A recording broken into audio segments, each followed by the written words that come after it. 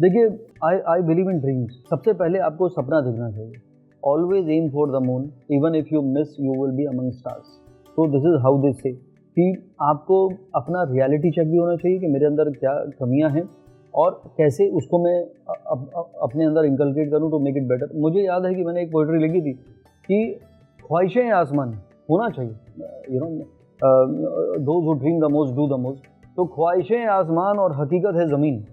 तो दोनों में तालमेल बनाना ज़रूरी है कि मेरे ड्रीम और मेरे डिज़ायर और मेरी कैपेबिलिटी या मेरी वीकनेसेस वो भी मुझे पता होने चाहिए, so that I can work on it.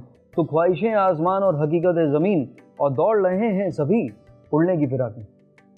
तो ज़रूर दौड़िए, लेकिन वक्त उड़ने का नंबर कब आएगा, रिकग्निशन आपको कब मिलेगा, वक्त से पहले नहीं मिलेगा। तो वक्त से पहले और किस्मत ज़्यादा जो कहते हैं, ये बिल्कुल सही लाइन है। तो वो जान लेना, इसीलिए ज्योतिष का सबसे बड़ा रोल है जो आपको कम से कम ये तो बताता है कि आप जा कहाँ रहे हैं और what is the right time and what changes you need to bring in you.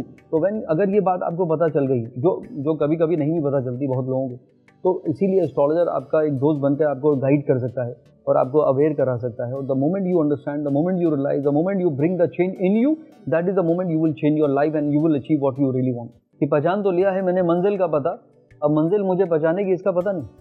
तो मुझे पता ही नहीं करना क्या है, कहाँ जा रहा हूँ। हाँ, I have a dream, I need to do something different, you know, मुझे कुछ बनना है, लेकिन करना क्या है और टाइम क्या है कुछ पता नहीं। अभी क्या है, एस्ट्रोलॉजी का बहुत बड़ा रोल बढ़ गया है। Even parents are quite aware कि चलो, you know, let's find out. अभी we are intelligent, we are wise, हमारे पास ये हार्वर्ड की डिग्री है या हमने ये किया हुआ है, हमारा ये बिजनेस है, तो हम बच्चों को भी ऐसा बना देंगे। तो पहला मैं सब पेरेंट्स को ये बात इस शो के माध्यम से ये कहना चाहता हूँ रहमत, कि इम्पोज मत करिए। The moment you will try to impose your thoughts to a child, that is something which is not right. देखिए, हर बच्चा एक अलग प्रोग्रामिंग के साथ पैदा हुआ है, एक अलग डेस्टिनी के साथ पैदा हुआ है। तो मैनी टाइम्स वो बच्चे उस बिज़नेस को, पेरेंट्स के बिज़नेस को आगे भी लेकर जाते हैं। मैनी टाइम कि मैं डॉक्टर हूँ, मेरा बेटा भी डॉक्टर ही बनेगा, बन गया, कोई बात नहीं, चलो, वो उसकी डेस्टिनी का पार्ट था। बट व्हाट इफ कि उनके हॉरोस्कोप में वो बना ही नहीं है, वो है ही नहीं, and the person need to do something different, and आप उसको इम्पोज किए चले जा रहे हैं। तो वो बच्चों को मैंने देखा है कि वो फिर हैप्पी नहीं रहते। देखिए, पहले हम लोग, मैं अपनी भी बात करूँगा, छोटी छोटी चीज़ों में खुश हो जाया करते थे। जब हम चलना सीखते थे तो एक वो, मैं तो उसका नाम भूल गया हूँ, वो एक रेडी की तरह होता था, उसको आप पुश करिए और छोटा छोटा बच्चा चल रहा है, उसी के सहारे भागना शुरू कर दिया। तो वो हमारे टॉयज़ हुआ करते थे, यू नो। हम मट्टी में खेल लिया करते थे, किसी पत्थर को अपना खिलौना बना लिया करते थे, पेड़ पौधों के साथ हम छुप के खेलते थे। अब ऐसा कुछ भी नहीं है, अब सब कुछ गैजेट्स के ऊपर हो गया है, यू नो, कि ये रिमोट कंट्रोल कार है, यू नो, आप क्लैप करेंगे तो उधर से वो भी क्लैप करेगा। इंटेलिजेंस, आर्टिफिशियल इंटेलिजेंस की बात कर रहे थे, या फिर आप कुछ बोले तो उधर से आवाज़ आ जाएगी। बहुत सारे ऐसे टेक्नोलॉजिकल, या बच्चों को मोबाइल दे दिया।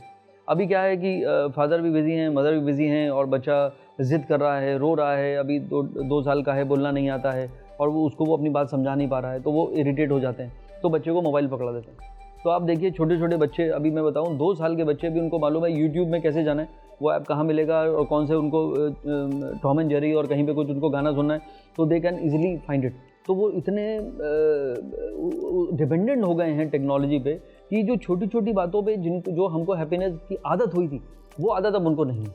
तो their mind, even if they are watching something funny, they will not smile. वो अलग बात है कि अब धीरे धीरे उसका अवेयरनेस भी बढ़ता जा रहा है। जैसे व्हेन योग बिकेम योगा आउटसाइड इंडिया, तो योग इंडिया में पॉपुलर हो गया। रामदेव जी उसी समय आ गए, बाबा रामदेव।